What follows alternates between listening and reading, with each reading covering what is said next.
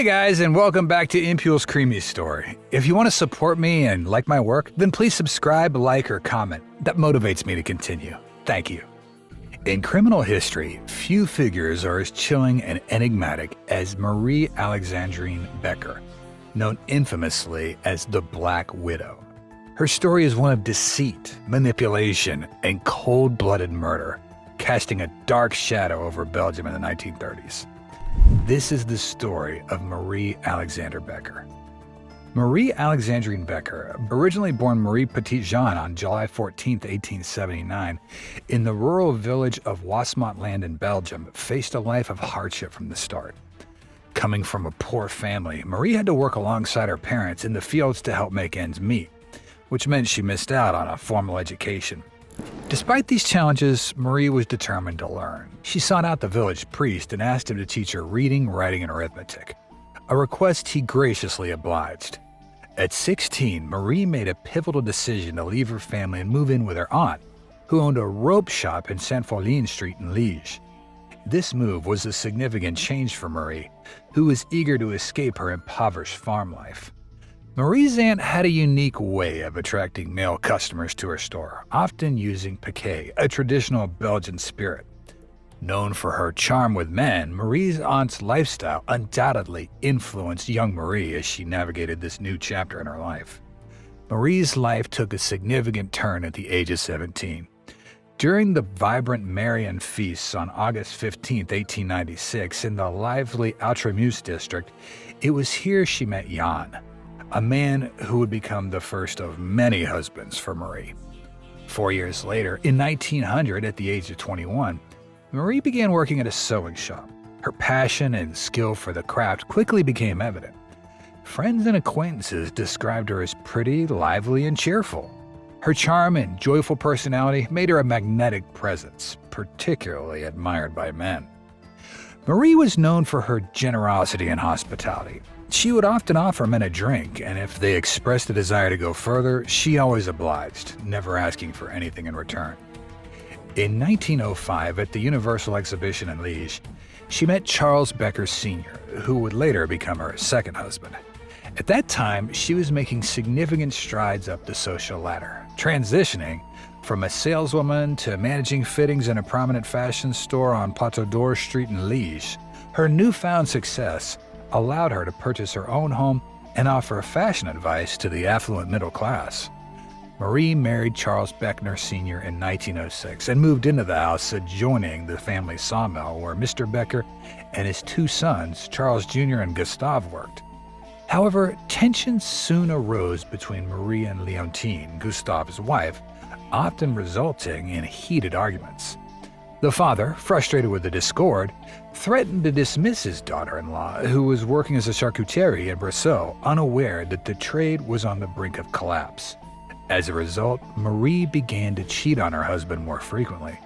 During her trial, she justified her actions by stating, "Not all women can resist temptation."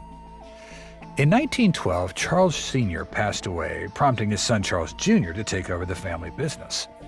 Meanwhile, Marie established a sewing workshop in one of the rooms of their house where she steadily attracted a glowing clientele. Her designs were heavily influenced by the works of Paul Poiret, and she even replicated some of his creations. During World War I, Marie served as a spy for the Germans. Although her sawmill was badly damaged, it continued to thrive.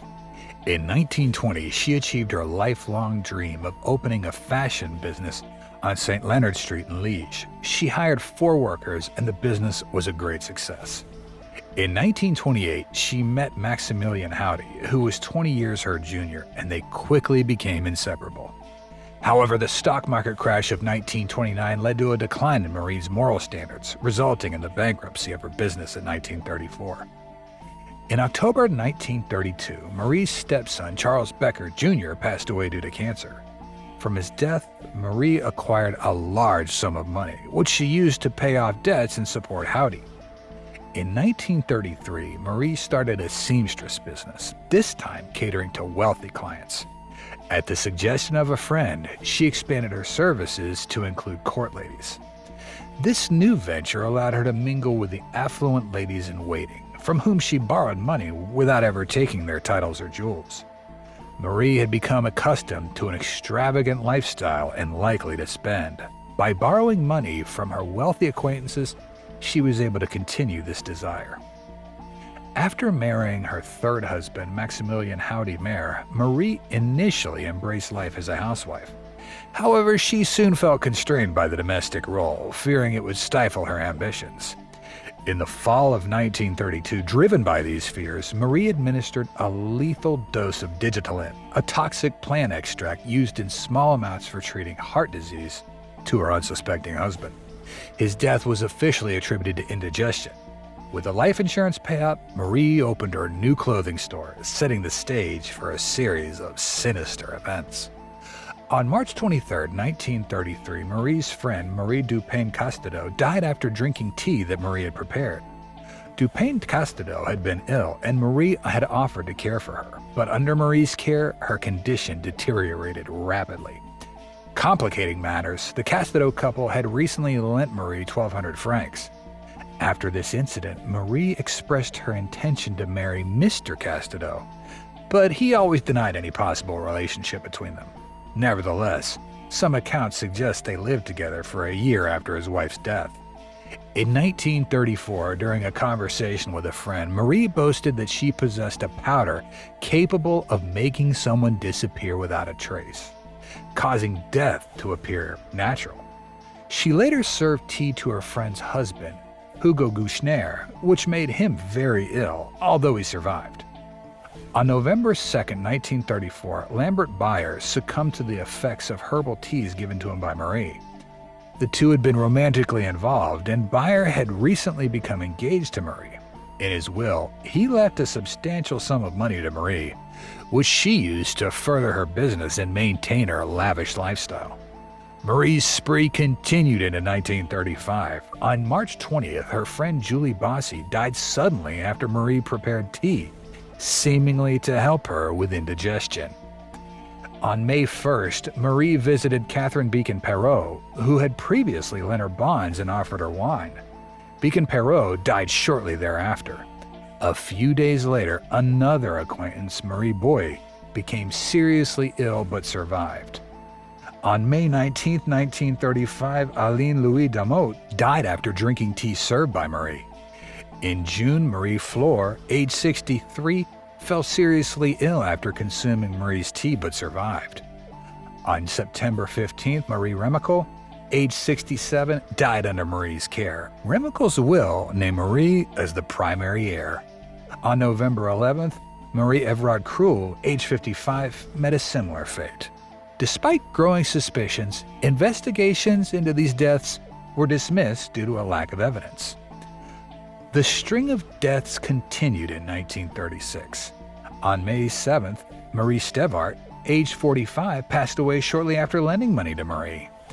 That year saw a few survivors of Marie's poisonings, including Marie Dalham and Alexandrine Lejeune Blumlein.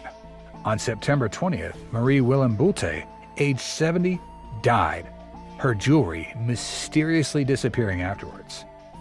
On September 26th, Florence van Collaert Lang, aged 85, also died under suspicious circumstances. On October 2nd, Marie Luxem Weiss, age 62, became Marie's final known victim.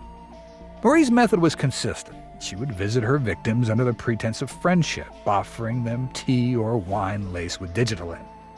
If her victims were already ill, she would nurse them back to a semblance of health before administering the fatal dose. Her motives varied from financial gain through life insurance and inheritances to evading debts by eliminating creditors. She was even suspected of forging wills to benefit from her victims' estates. Marie's lifestyle had grown increasingly extravagant. She frequented nightclubs, often with much younger men, and paid for their companionship. Despite the popularity of her dress shop, its revenue could not sustain her lavish spending. Marie was arrested on October 16, 1936, while preparing the 17th dose of poison, specifically Digitalis, intended for a woman named Mrs. Lamy. She was en route to Mrs. Lamy's house, walking, when police officers intervened by tapping her on the shoulder. Upon searching her bag, they discovered a substantial amount of Digitalis. Marie initially claimed it was her medicine for a heart condition, but it was later verified that she had no such condition. In reality, Marie was on the verge of poisoning her 17th victim. The subsequent investigation uncovered a series of murders. A thorough search of her home revealed jewelry, clothing, and other personal belongings of the deceased. Marie's trial was so tense that the judge ordered a day of recess to allow everyone to recuperate. The case was nothing short of extraordinary. More than 50 witnesses had been summoned, and 2 physicians had examined Marie. Among them was Dr. DeBlock, a specialist in mental diseases, who confidently reassured the court that Marie was neither mad nor unbalanced. He said her wickedness was calculated and deliberate.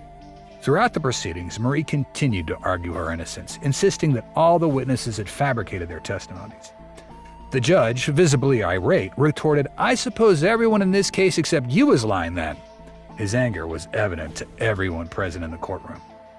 On July 7, 1938, Marie Becker, infamously known as the Black Widow, was adjudicated and found guilty of 11 murders, 5 attempted murders, theft, and forgery.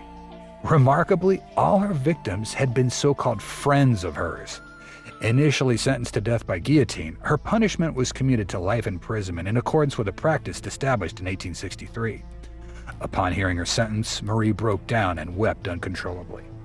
Marie Becker passed away in the Forest prison during the Second World War on June 11, 1942.